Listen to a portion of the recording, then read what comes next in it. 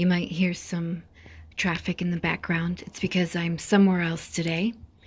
This is another video from Microdots we will be analyzing. It was uploaded to the Microdots YouTube channel just 2 days ago. I will leave the link to the original video in the description below. Let's see what they have to say. Conflicts of interest is how they often lurk in the shadows, quietly undermining the integrity of decisions. Just gonna rewind it.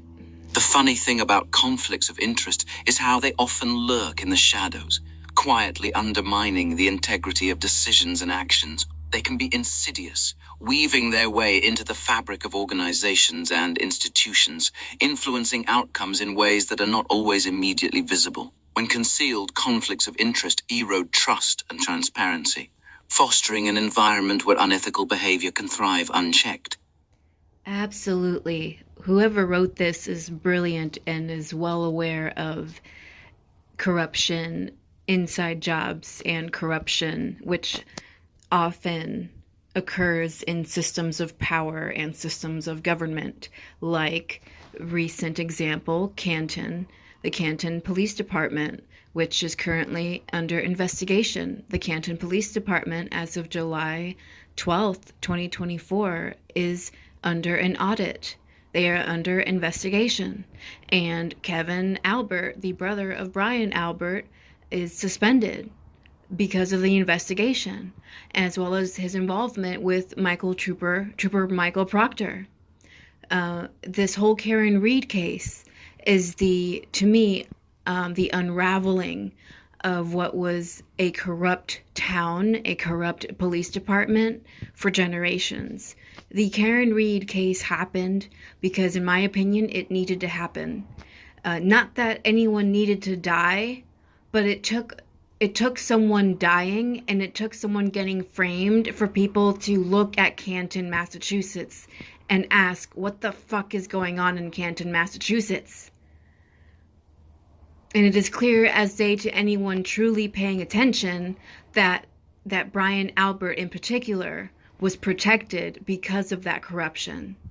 And if it were not for critical minds, if it were not for people questioning this case and questioning the conflicts of interest in the Karen Reed case, then it would keep going unchecked. The corruption would keep going unchecked.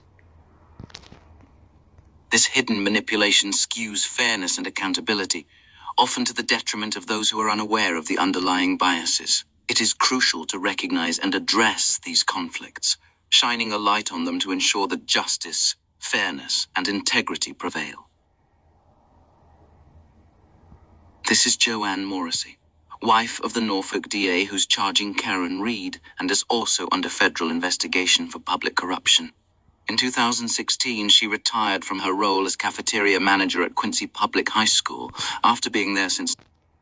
So just to reiterate what the narrator is saying, this is the wife of the current district attorney of Norfolk County, which is where Canton is and where Canton PD is.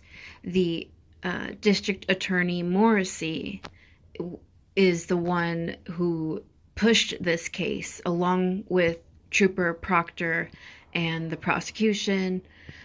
Just so you know, this woman in the center with the black shirt and the short blonde hair, she is the wife of DA Morrissey, who is still the DA of Canton today. And again, if you follow the Canton town meetings on YouTube, they're always uploaded on YouTube. Just search on YouTube Canton town meeting. You'll find them, and you will find meetings and residents of Canton in those meetings venting about Morrissey, saying we have to get rid of Morrissey, how Morrissey has been grandfathered in too long, that they need to get rid of him, and they need to get rid of everyone that works under him.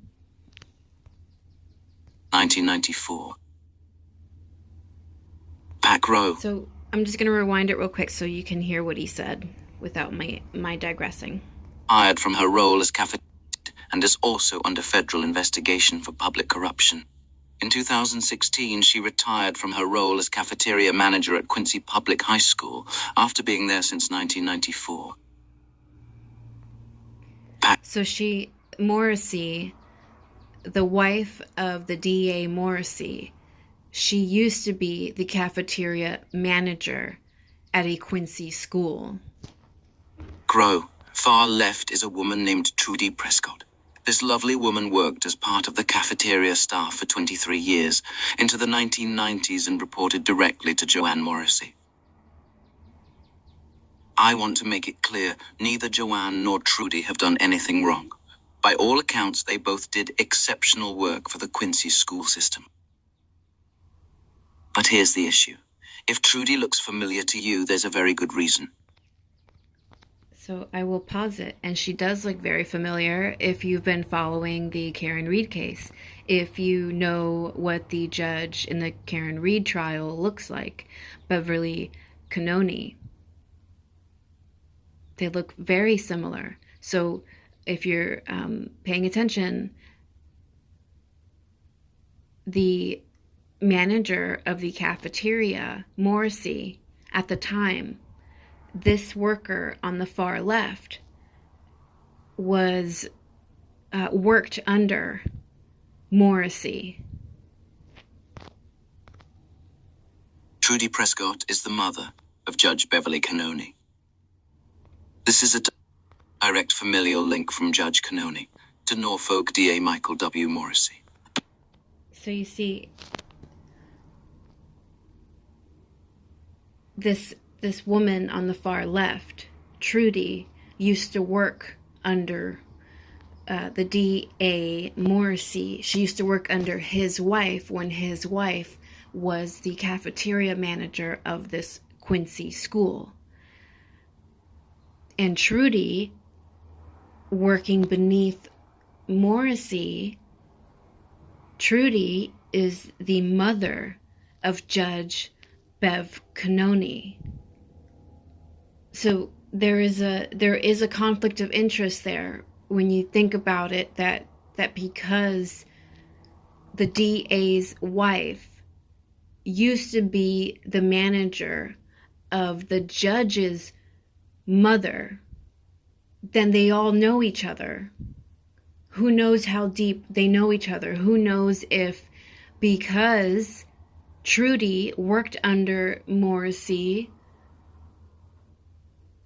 that Bev Cannone became a judge because of the current DA, because of Morrissey.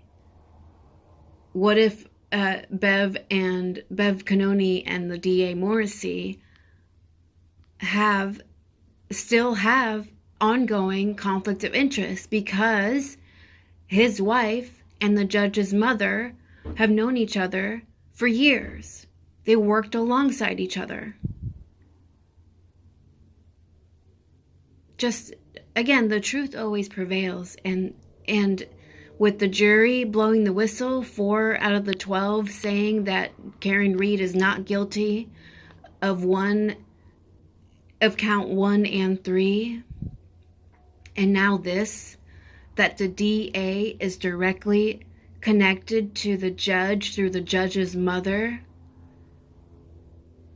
Yeah, again, anyone that still thinks this was not a cover-up, this was not an inside job, you're just not paying attention.